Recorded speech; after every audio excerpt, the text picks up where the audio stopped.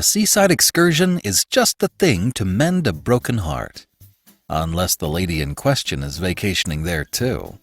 How can Freddie's pals lend a hand? P.G. Wodehouse, today on the Classic Tales podcast.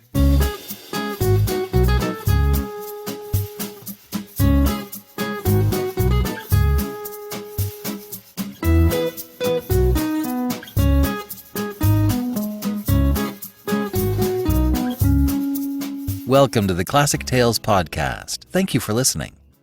The vintage episode for the week is A Slip Under the Microscope by H.G. Wells.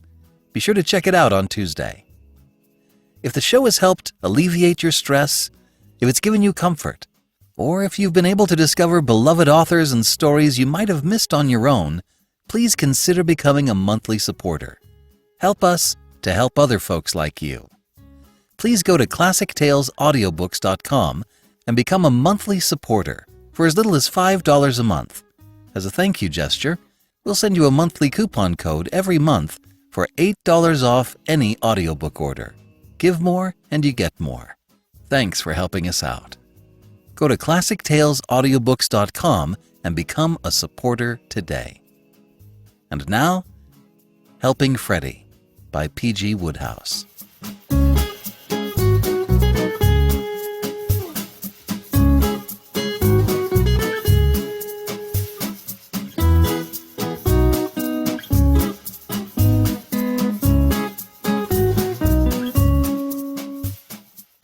I don't want to bore you, don't you know, and all that sort of rot, but I must tell you about dear old Freddie Meadows. I'm not a flyer at literary style and all that, but I'll get some writer chappie to give the thing a wash and brush up when I've finished, and that'll be all right. Dear old Freddie, don't you know, has been a dear old pal of mine for years and years. So when I went into the club one morning and found him sitting alone in a dark corner, staring glassily at nothing, generally looking like the last rose of summer, you can understand I was quite disturbed about it. As a rule, the old rotter is the life and soul of our set. Quite a little lump of fun and all that sort of thing. Jimmy Pinkerton was with me at the time. Jimmy's a fellow who writes plays, a deuced brainy sort of fellow, and between us we set to work to question the poor pop-eyed chappie until we finally got at what the matter was. As we might have guessed, it was a girl. He'd had a quarrel with Angela West, the girl he was engaged to, and she had broken off the engagement. What the row had been about he didn't say, but apparently she was pretty well fed up. She wouldn't let him come near her, refused to talk on the phone, and sent back his letters unopened. I was pretty sorry for poor old Freddie. I knew what it felt like. I was once in love myself with a girl called Elizabeth Shoolbred, and the fact that she couldn't stand me at any price will be recorded in my autobiography. I knew the thing for Freddie. "Change of scene is what you want, old scout," I said. "Come with me to Marvis Bay. I've taken a cottage there. Jimmy's coming down on the 24th. We'll be a cosy party." "He's absolutely right," said Jimmy. "Change of scene's the thing. I knew a man. Girl refused him. Man went abroad. 2 months later, girl wired him, 'Come back, Muriel.' Man started to wire out a reply, suddenly found that he couldn't remember girl's surname, so never answered at all." But Freddie wouldn't be comforted. He just went on looking as if he had swallowed his last sixpence. However, I got him to promise to come to Marvis Bay with me. He said he might as well be there as anywhere. Do you know Marvis Bay? It's in Dorsetshire. It isn't what you'd call a fiercely exciting spot, but it has its good points. You spend the day there bathing and sitting on the sands, and in the evening you stroll out on the shore with the gnats. At 9 o'clock, you rub ointment on the wounds and go to bed. It seemed to suit poor old Freddie. Once the moon was up and the breeze sighing in the trees, you couldn't drag him from that beach with a rope. He became quite a popular pet with the gnats. They'd hang round waiting for him to come out, and would give perfectly good strollers the miss in baulk, just so as to be in good condition for him. Yes, it was a peaceful sort of life, but by the end of the first week I began to wish that Jimmy Pinkerton had arranged to come down earlier, for as a companion, Freddie, poor old chap, there wasn't anything to write home to Mother about. When he wasn't chewing a pipe and scowling at the carpet, he was sitting at the piano, playing the rosary with one finger. He couldn't play anything except the rosary, and he couldn't play much of that. Somewhere round about the third bar a fuse would blow out, and he'd have to start all over again. He was playing it as usual one morning when I came in from bathing. "Reggie," he said, in a hollow voice, looking up. "I've seen her." "Seen her?" I said. "What, Miss West?"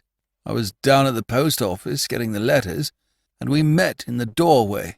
She cut me." He started the rosary again, and side-slipped in the second bar. "Reggie," he said, "you ought never to have brought me here. I must go away." "Go away?" I said. "Don't talk such rot. This is the best thing that could have happened. This is where you come out strong." "She cut me." "Never mind. Be a sportsman. Have another dash at her." "She looked clean through me." "Of course she did, but don't mind that. Put this thing in my hands. I'll see you through. Now, what you want," I said, "is to place her under some obligation to you. What you want is to get her timidly thanking you. What you want—" "What's she got to thank me timidly for?" I thought for a moment. "Look out for a chance to save her from drowning," I said. "I can't swim," said Freddie. That was Freddie all over, don't you know. A dear old chap in 1,000 ways, but no help to a fellow, if you know what I mean.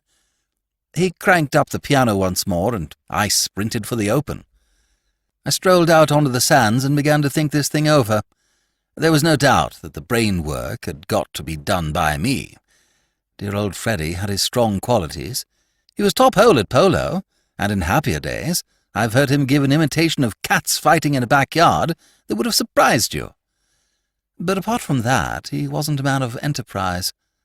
Well, don't you know, I was rounding some rocks with my brain whirring like a dynamo when I caught sight of a blue dress, and by Jove, it was the girl. I had never met her, but Freddie had 16 photographs of her sprinkled round his bedroom, and I knew I couldn't be mistaken. She was sitting on the sand, helping a small fat child build a castle. On a chair close by was an elderly lady reading a novel. I heard the girl call her aunt. So, doing the Sherlock Holmes business, I deduced that the fat child was her cousin. It struck me that if Freddie had been there, he would probably have tried to work up some sentiment about the kid on the strength of it. Personally, I couldn't manage it. I don't think I ever saw a child who made me feel less sentimental. He was one of those round, bulging kids. After he had finished the castle, he seemed to get bored with life and began to whimper. The girl took him off to where a fellow was selling sweets at a stall. I walked on. Now, fellows, if you ask them, will tell you that I'm a chump. Well, I don't mind, I admit it. I am a chump. All the Peppers have been chumps. What I do say is that every now and then, when you'd least expect it, I get a pretty hot brainwave, and that's what happened now. I doubt if the idea that came to me then would have occurred to a single one of any dozen of the brainiest chappies you care to name. It came to me on my return journey. I was walking back along the shore when I saw the fat kid meditatively smacking a jellyfish with a spade. The girl wasn't with him. In fact, there didn't seem to be anyone in sight. I was just going to pass on when I got the brainwave. I thought the whole thing out in a flash, don't you know. From what I had seen of the two, the girl was evidently fond of this kid. And anyhow, he was her cousin. And so what I said to myself was this: if I kidnap this young heavyweight for the moment, and if when the girl has got frightfully anxious about where he can have got to, dear old Freddie suddenly appears, leading the infant by the hand and telling a story to the effect that he has found him wandering at large about the country and practically saved his life, why, the girl's gratitude is bound to make her chuck hostilities and be friends again. So I gathered in the kid and made off with him. All the way home I pictured that scene of reconciliation. I could see it so vividly, don't you know, that by George it gave me quite a choky feeling in my throat.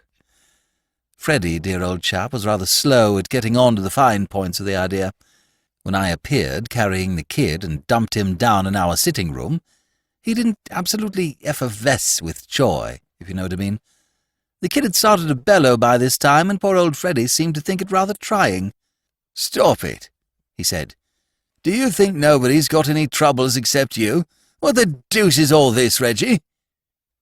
The kid came back at him with a yell that made the window rattle. I raced to the kitchen and fetched a jar of honey. It was the right stuff. The kid stopped bellowing and began to smear his face with the stuff. "Well?" said Freddie, when silence had set in. I explained the idea. After a while it began to strike him. "You're not such a fool as you look sometimes, Reggie," he said handsomely. "I'm bound to say this looks pretty good." And he disentangled the kid from the honey jar and took him out to scour the beach for Angela. I don't know when I felt so happy. I was so fond of dear old Freddie that to know that he was soon going to be his old bright self again made me feel as if somebody had left me about £1,000,000. I was leaning back in a chair on the veranda, smoking peacefully, when down the road I saw the old boy returning, and by George the kid was still with him, and Freddie looked as if he hadn't a friend in the world. "Hello," I said. "Couldn't you find her?" "Yes, I found her," he replied with one of those bitter, hollow laughs. "Well, then?" Freddie sank into a chair and groaned.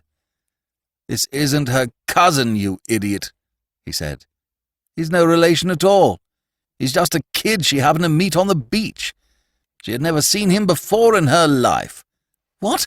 Who is he, then?" "I don't know. Oh, Lord, I've had a time. Thank goodness you'll probably spend the next few years of your life in Dartmoor for kidnapping. That's my only consolation. I'll come to jeer at you through the bars." "Tell me all, old boy," I said. It took him a good long time to tell the story, for he broke off in the middle of nearly every sentence to call me names, but I gathered gradually what had happened. She had listened like an iceberg while he told the story he had prepared, and then, well, she didn't actually call him a liar, but she gave him to understand in a general sort of way that if he and Dr. Cook ever happened to meet and started swapping stories, it would be about the biggest duel on record. And then he had crawled away with a kid licked to a splinter. "Mind, this is your affair," he concluded. "I'm not mixed up in it at all. If you want to escape your sentence, you'd better go and find the kid's parents and return him before the police come for you." By Jove, till I started to tramp the place with this infernal kid, I never had a notion it would have been so deuced difficult to restore a child to its anxious parents. It's a mystery to me how kidnappers ever get caught. I searched Marvis Bay like a bloodhound, but nobody came forward to claim the infant. You'd have thought, from the lack of interest in him, that he was stopping there all by himself in a cottage of his own. It wasn't till, by an inspiration, I thought to ask the sweet stall man that I found out that his name was Medwin, and that his parents lived at a place called Ocean Rest in Beach Road. I shot off there like an arrow and knocked at the door. Nobody answered. I knocked again. I could hear movements inside, but nobody came. I was just going to get to work on that knocker in such a way that the idea would filter through into these people's heads that I wasn't standing there just for the fun of the thing, when a voice from somewhere above shouted, "Hi!" I looked up and saw a round, pink face with grey whiskers east and west of it, staring down from an upper window. "Hi!" it shouted again. "What the deuce do you mean by hi?" I said. "You can't come in," said the face. "Hello, is that Toodles?" "My name is not Toodles, and I don't want to come in," I said. "Are you Mr. Medwin? I've brought back your son." "I see him. Peep-o, Toodles. Dad, I can see you." The face disappeared with a jerk. I could hear voices. The face reappeared. "Hi!" I churned the gravel madly. "Do you live here?" said the face. "I'm staying here for a few weeks." "What's your name?" "Pepper, but—" "Pepper? Any relation to Edward Pepper, the colliery owner?" "My uncle, but—" "I used to know him well. Dear old Edward Pepper. I wish I was with him now." "I wish you were," I said. He beamed down at me. "This is most fortunate," he said. "We were wondering what we were going to do with Toodles. You see, we have the mumps here. My daughter Boodles has just developed mumps. Toodles must not be exposed to the risk of infection. We could not think what we were to do with him. It was most fortunate your finding him. He strayed from his nurse. I would hesitate to trust him to the care of a stranger, but you are different. Any nephew of Edward Pepper's has my implicit confidence. You must take Toodles to your house. It will be an ideal arrangement. I've written to my brother in London to come and fetch him. He may be here in a few days." "May?" "He is a busy man, of course, but he should certainly be here within a week. Till then, Toodles can stop with you. It is an excellent plan. Very much obliged to you. Your wife will like Toodles." "I haven't got a wife," I yelled, but the window had closed with a bang, as if the man with the whiskers had found a germ trying to escape, don't you know, and he had headed it off just in time. I breathed a deep breath and wiped my forehead. The window flew up again. "Hi!" "A package weighing about a ton hit me on the head and burst like a bomb." "Did you catch it?" said the face, reappearing. "Dear me, you missed it. Never mind. You can get it at the grocer's. Ask for Bailey's granulated breakfast chips. Toodles takes them for breakfast with a little milk. Be certain to get Bailey's." My spirit was broken, if you know what I mean. I accepted the situation. Taking Toodles in hand, I walked slowly away. Napoleon's retreat from Moscow was a picnic by the side of it. As we turned up the road, we met Freddy's Angela. The sight of her had a marked effect on the kid Toodles. He pointed at her and said, "Wah!" The girl stopped and smiled. I loosed the kid and he ran to her. "Well, baby," she said, bending down to him. "So father found you again, did he? Your little son and I made friends on the beach this morning," she said to me. This was the limit. Coming on top of that interview with a whiskered lunatic, it so utterly unnerved me, don't you know, that she had nodded goodbye and was halfway down the road before I caught up with my breath enough to deny the charge of being the infant's father. I hadn't expected dear old Freddie to sing with joy when he found out what had happened, but I did think he might have shown a little more manly fortitude. He leaped up, glared at the kid, and clutched his head. He didn't speak for a long time, but, on the other hand, when he began, he did not leave off for a long time. He was quite emotional, dear boy. It beat me where he could have picked up such expressions. "Well," he said when he had finished, "say something. Heavens, man, why don't you say something?" "You don't give me a chance, old top," I said soothingly. "What are you going to do about it?" "What can we do about it?" "We can't spend our time acting as nurses to this exhibit." He got up. "I'm going back to London," he said. "Freddie!" I cried. "Freddie, old man!" My voice shook. "Would you desert a pal at a time like this?" "I would. This is your business and you've got to manage it." "Freddie," I said, "you've got to stand by me. You must. Do you realize that this child has to be undressed and bathed and dressed again? You wouldn't leave me to do all that single-handed. Freddie, old scout, we were at school together. Your mother likes me. You owe me a tenner." He sat down again. "Oh, well," he said resignedly.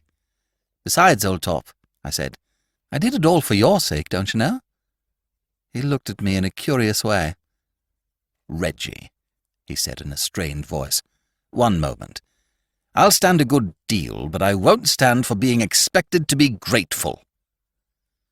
Looking back at it, I can see what saved me from Colney Hatch in that crisis was my bright idea of buying up most of the contents of the local sweet shop.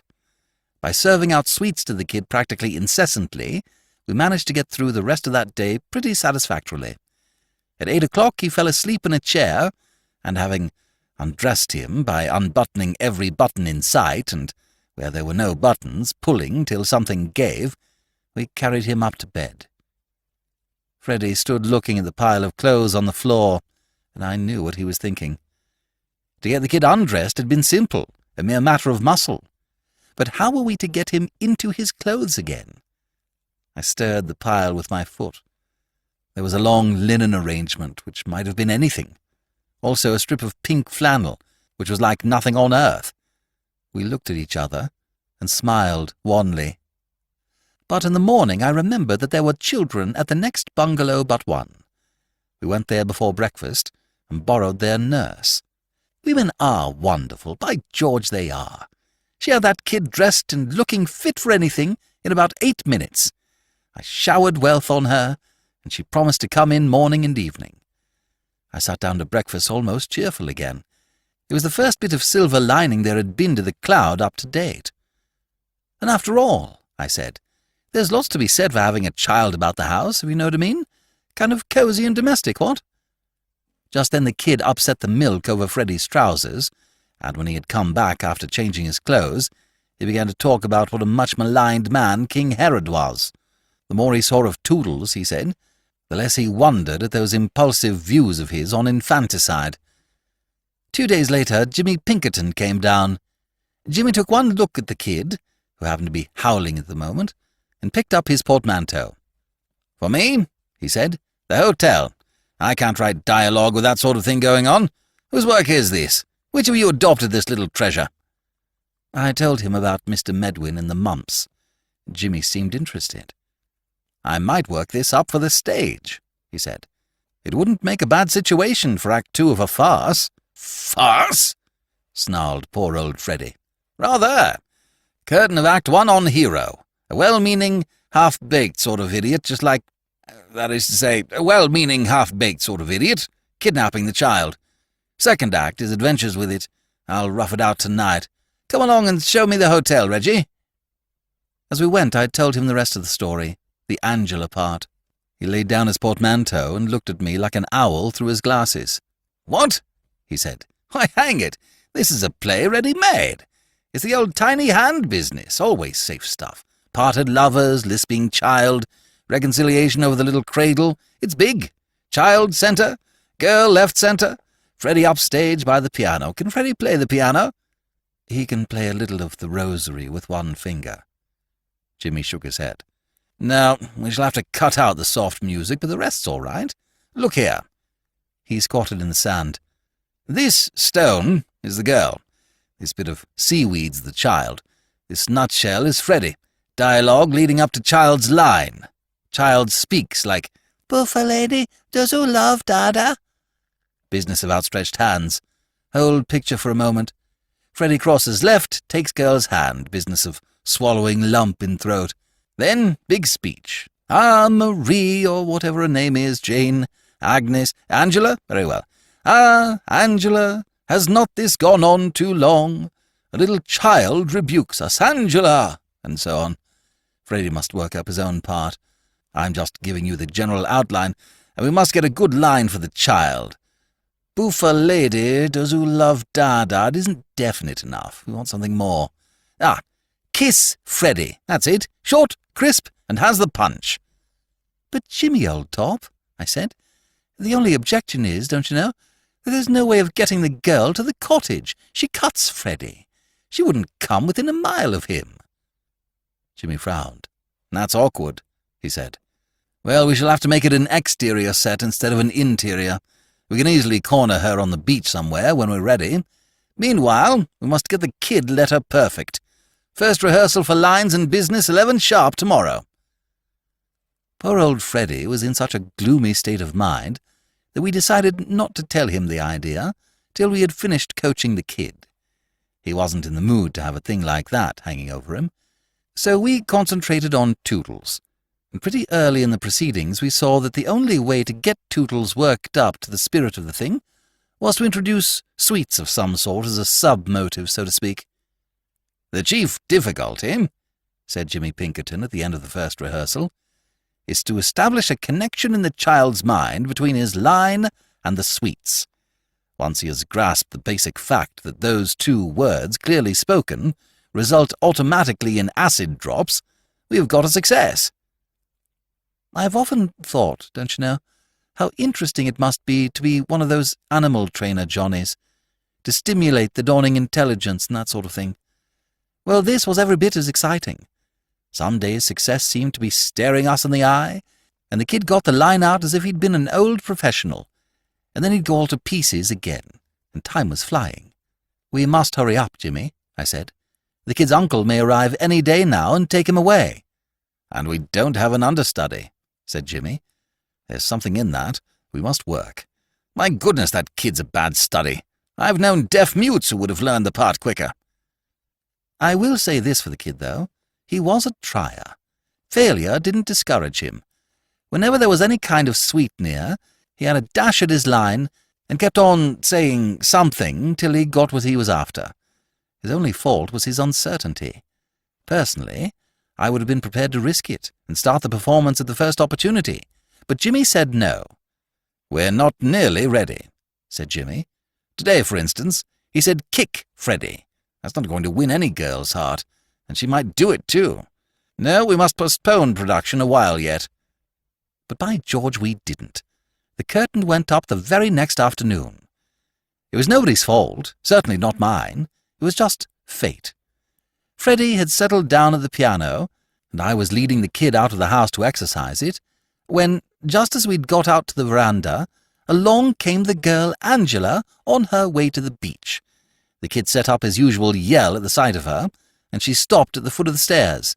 "Hello, baby," she said. "Good morning," she said to me. "May I come up?" She didn't wait for an answer. She just came. She seemed to be that sort of girl. She came up on the veranda and started fussing over the kid, and 6 feet away, mind you, Freddie smiting the piano in the sitting room.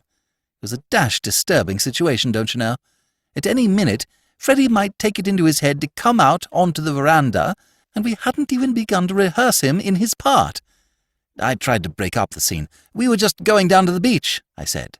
"Yes?" said the girl. She listened for a moment. "So you're having your piano tuned?" she said. "My aunt has been trying to find a tuner for hours. Do you mind if I go in and tell this man to come to us when he's finished here?" Not yet," I said. "Not yet, if you don't mind. He can't bear to be disturbed when he's working. It's the artistic temperament. I'll tell him later." "Very well," she said, getting up to go. "Ask him to call at Pine Bungalow. West is the name. Oh, he seems to have stopped. I suppose he will be out in a minute now. I'll wait." "Don't you think... Shouldn't we be going on to the beach?" I said. She had started talking to the kid and didn't hear. She was feeling in her pocket for something. "The beach," I babbled. "See what I've brought for you, baby," she said. And by George, don't you know, she held up in front of the kid's bulging eyes a chunk of toffee about the size of the automobile club. That finished it. We had just been having a long rehearsal, and the kid was all worked up in his part. He got it right the first time. "Kiss Freddie!" he shouted. And the front door opened and Freddie came out onto the veranda, for all the world as if he had been taking a cue. He looked at the girl, and the girl looked at him. I looked at the ground, and the kid looked at the toffee. "Kiss Freddie!" he yelled. "Kiss Freddie!" The girl was still holding up the toffee, and the kid did what Jimmy Pinkerton would have called business of outstretched hands towards it. "Kiss Freddie!" he shrieked. "What does this mean?" said the girl, turning to me. "You'd better give it to him, don't you know?" I said. "He'll go on till you do." She gave the kid his toffee, and he subsided. Poor old Freddie still stood there, gaping without a word. "What does it mean?" said the girl again. Her face was pink, and her eyes were sparkling in the sort of way, don't you know, that makes a fellow feel as if he hadn't any bones in him, if you know what I mean. Did you ever tread on your partner's dress at a dance and tear it, and see her smile at you like an angel and say, "Please don't apologize, it's nothing," and then suddenly meet her clear blue eyes and feel as if you had stepped on the teeth of a rake and had the handle jump up and hit you in the face? Well, that's how Freddie's Angela looked. "Well?" she said, and her teeth gave a little click. I gulped. Then I said it was nothing. Then I said it was nothing much. Then I said, "Oh, well, it was this way." And after a few brief remarks about Jimmy Pinkerton, I told her all about it. And all the while, idiot Freddie stood there gaping without a word. And the girl didn't speak either. She just stood listening. And then she began to laugh. I never heard a girl laugh so much. She leaned against the side of the veranda and shrieked, and all the while Freddie, the world's champion chump, stood there saying nothing. Well, I sidled towards the steps.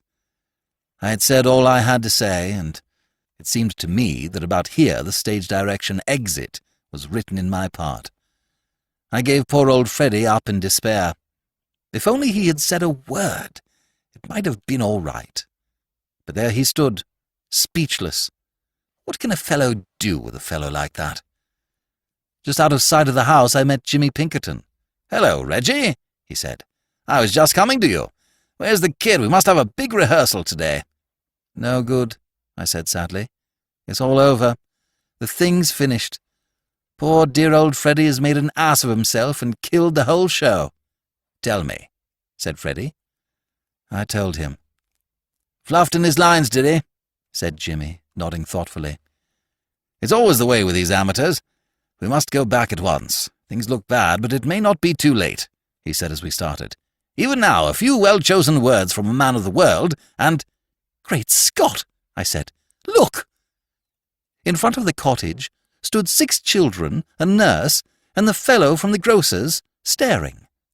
From the windows of the houses opposite projected about 400 heads of both sexes, staring.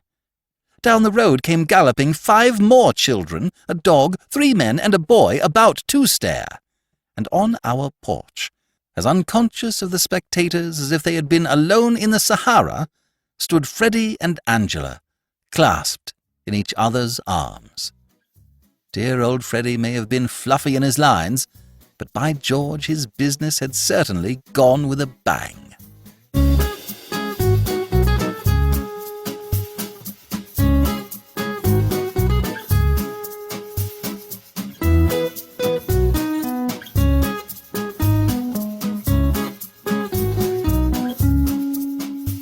This is B.J. Harrison.